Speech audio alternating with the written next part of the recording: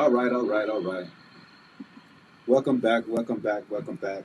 It was dope talking to Judah about what he had going on over there in Dallas. We learned a lot about him and his situation over there. Go check out the movie Heavy. I think he said he had the movie Washed. Also check out Word on the Street with Judah podcast, and also he has the Suits by Judah. So you want to check those out. Make sure you check him out, man, because he's a very good guy. And next, I wanted to get into Habari News Weekly. We had the Prado Trial. We want to give updates on that. The Potter testified on her own defense. The trial of former Brooklyn Center police officer Kim Potter charged in the death of Deontay Wright, a 20-year-old black man who was fatally shot during a traffic stop. Continues with Potter taking the stand to testify on her own defense. Potter, who is 49, is charged with the first-degree murder and second-degree manslaughter in the April 11th incident. She has pleaded not guilty to both charges. The maximum sentence for the first-degree manslaughter is 15 years and $30,000 in fine, and for second-degree manslaughter is 10 years and $20,000 in fine. Wright's death reignited protests against racism and police brutality against the U.S. as the killing took place just outside of Minneapolis, where the trial of Derek Chauvin, a former officer, was convicted of murdering George Floyd, was taking place. So hopefully she gets the maximum sentence and that she doesn't escape justice like we've seen so many times before in the past. We're looking forward to her getting the full 15. You know what I mean? That's what we want to see. I know they can't really do more than that because of her job and the situation, but at least let's get the maximum. And we'll keep an eye on that trial to try to make sure, and keep you guys updated on the sentencing and how we feel about it. She was breaking down on the stand. I hope there wasn't much empathy for her in the situation. We just, man, the police shoot first, ask questions later. Shit has to end. We have to keep the pressure on them. But first, they have to be taught that. It has to be a mindset that you're taught to ask questions first, shoot later. I always talk about. I wish there was a centralized location where all the police. Or a training. Or there's one training across the board for all the police officers across the nation. Right. Police should just join the military. Yeah, that too. Where they have to go through a military training for a certain amount of years. I've had more training as a cop in the military than supposedly these cops are on the street doing now. Mm-hmm. We have crazier rules of engagement overseas than we do over here. So yeah, the rules of engagement in the military are way more stringent than they are on our own people, which is pretty ridiculous. You know, we kill our own. We're killing Americans. I mean, I know they're talking about they're scared and everything, but that's a fellow American we're supposed to have respect for. But anyway, McDonald's to pay black store owner $33.5 million to end a bias suit. McDonald's will pay $33.5 million to former basketball player who owns multiple franchises to end the lawsuit he brought against the company, accusing it of racial discrimination. Herb Washington, who owned more than a dozen restaurants in Ohio and Pennsylvania, when he filed a lawsuit in February that said the company has treated white owners more favorably and denied him the opportunity to buy restaurants in more affluent communities. McDonald's released a statement Thursday saying that amount it was paying Washington for the 13 franchises was no more than what it deemed a fair price for the value of the restaurants. Cleveland.com reported, while we were confident in the strength of our case, this resolution aligns with McDonald's values and enables us to continue focusing on our communities, commitments to the communities that we serve, the McDonald's said, adding that discrimination has no place at McDonald's, even though you just made a lawsuit for one. Right. Washington agreed to drop the lawsuit and to no longer be he lost his franchisee as part of the settlement. The lawsuit filed in the U.S. District Court in Youngstown said McDonald's sought to steer Washington toward stores located in poorer neighborhoods and that black owners average around $700,000 less in annual sales than white owners. So they try to put the black owners in black communities. They don't want to put him in the better communities because he's black, which should make a difference. If he has the money to buy a store in that white community, he should be able to buy that store. That's bullshit. But how you gonna sit here and tell me you're gonna take my franchise away from me? Well, pay me $33.5 billion. He sued him, so that relationship is over. You know that. Even though they're racist and fucked up. Right, like that's how it is. You're being racist and fucked up, and then I'm gonna pay you the $33 billion or million. Right. That sounds insane. And then take your franchise and say no. Insane. But he's got his 33.5. He's good. Right. He's good. Homie, go ahead and start up your own McDonald's. Man, he start up anything he fucking wants to. He had 13 franchises. He was doing well. So you know what I'm saying? So obviously it's their loss. Their loss.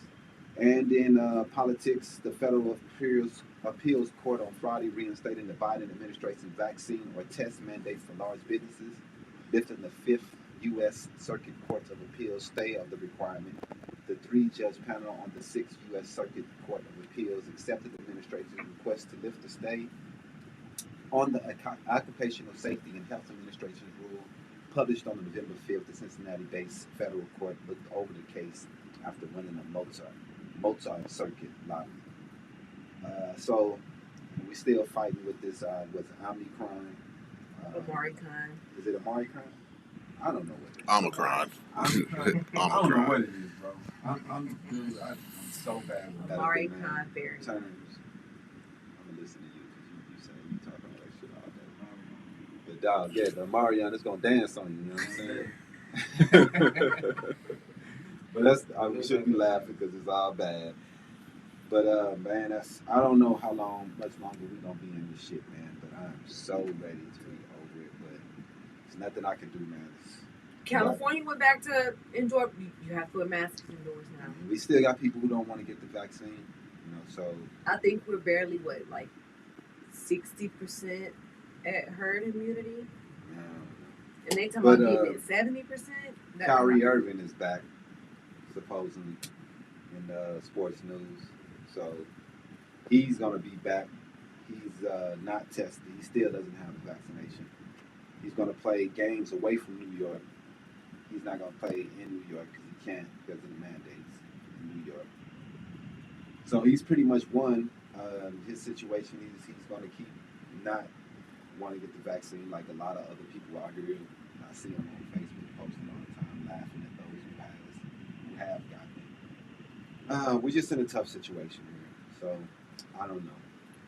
In other sports news, we had the autopsy of former NFL player Glenn Foster suggests evidence of strangulation, the family says. The former New Orleans Saints defensive end died on December 6th while in the custody of the Pickens County Sheriff's Office in Alabama.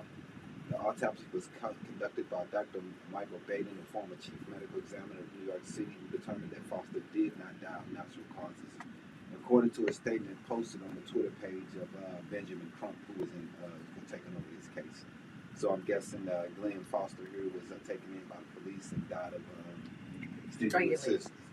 strangulation, it looks like. So they're still going over this situation and looking through it.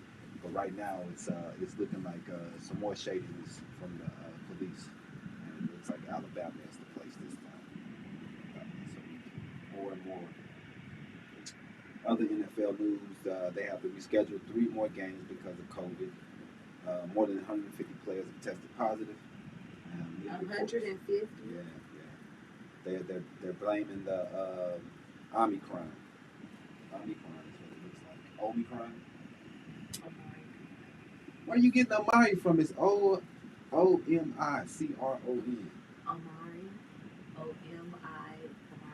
Omari. I don't see that. I don't see Omari.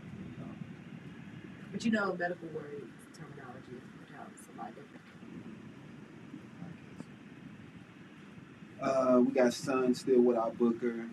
Hamstring issue still. They still looking good though. I think they have a home game against the Hornets tomorrow. We get to look at the Mellow Ball. And thinking of the Mellow Ball this week, I think LeVar said some more ignorant shit. He said, which is my wow of the week. He said that his son shouldn't listen to Jordan because Jordan hasn't won a ring in decades. And you know what I'm saying? That's what I be saying, man. We all love what he's done for his sons and the position he gets his sons. But man, this dude says some of the dumbest shit. Because Jordan hasn't won a game in decades. Well, no shit. But the thing is, who else on? Nobody has won shit in Charlotte. So you just gonna listen to no one? Right. I mean, that is the worst fucking advice I've ever heard anybody tell anyone. That's bad advice, bro. Your son's made it. Now they should just stop listening to you. For real, dog. That they have to. What's the other one in Chicago? What's his name? Lonzo stopped listening to him. Because he was trying to make him wear them damn balls and doing all type of crazy, them damn tennis shoes that was falling apart. And they said it on the reality show. He was like, you know what, nigga, I'm done. My bad. I just said all that.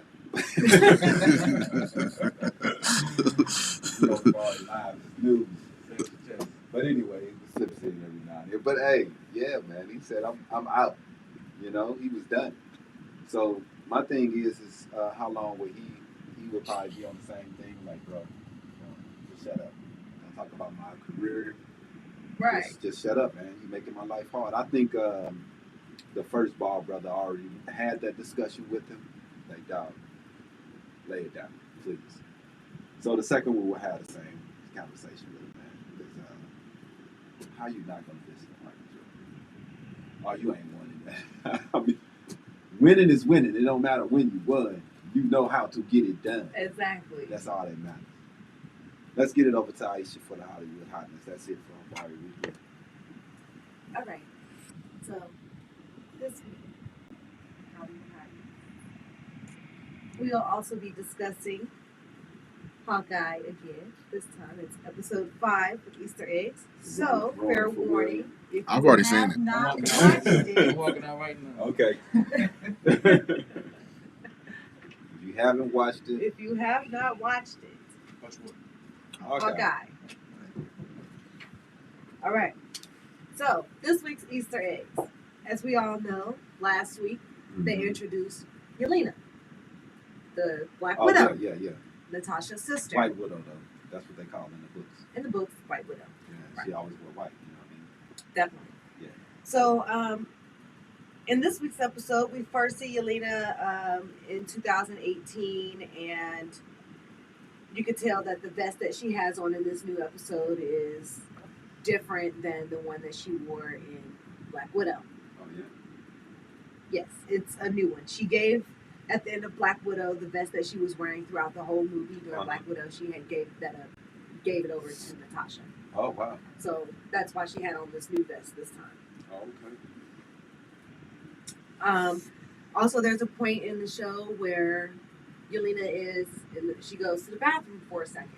Like, I need to go take a refresher. I'm going to wash my face off for a second. And she gets dusted in, the blip. Right? She's in the blip. From her perspective, they're saying that it's the first time that we've actually seen it from the perspective of a character and showing that how it really and truly was. Yeah, how fast it was. Yeah. In a matter of seconds. Right. She came out and said, I was only in the bathroom for 5 seconds. Now I've lost 5 years of my life. Right. Like, that's just their perspective on that.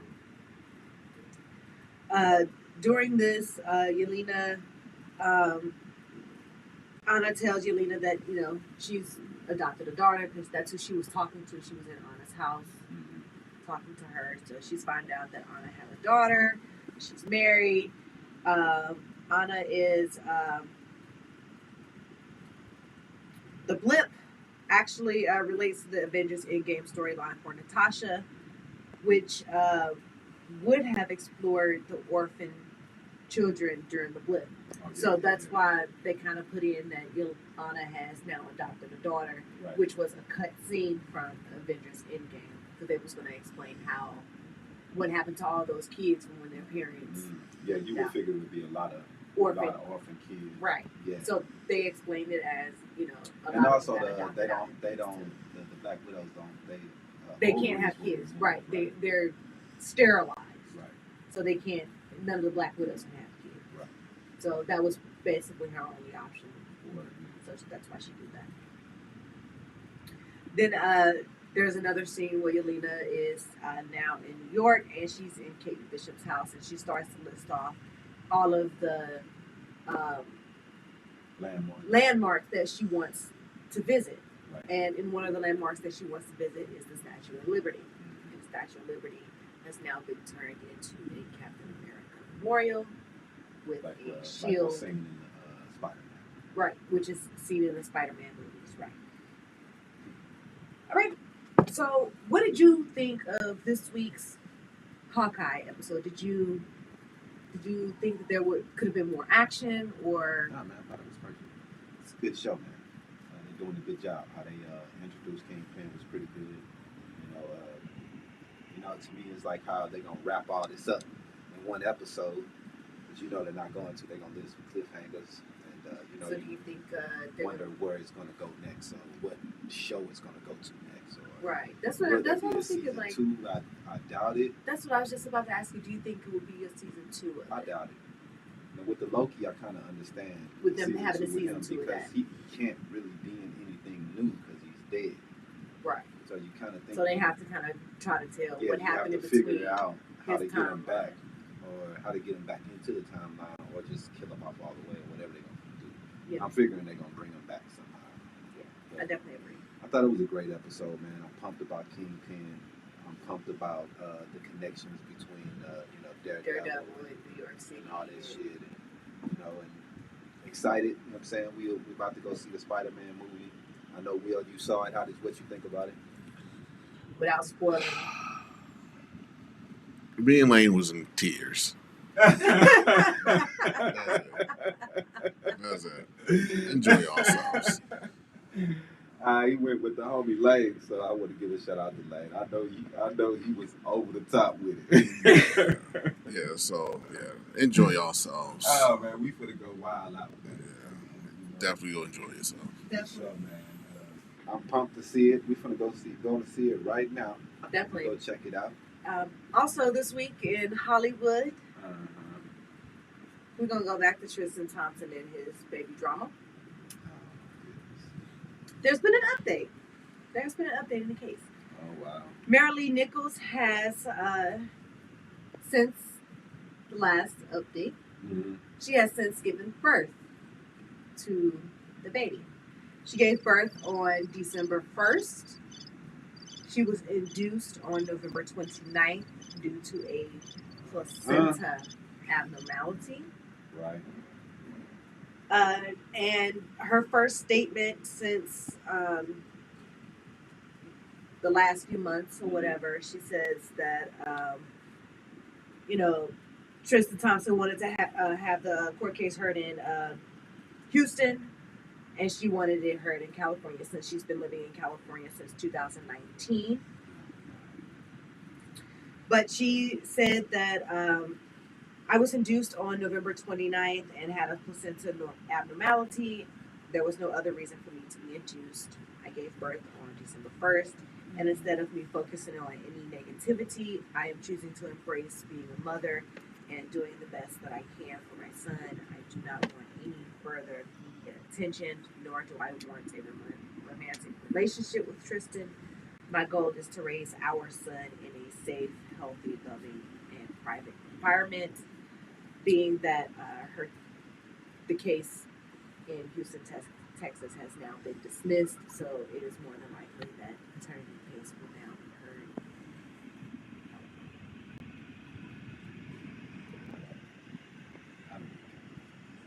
heard.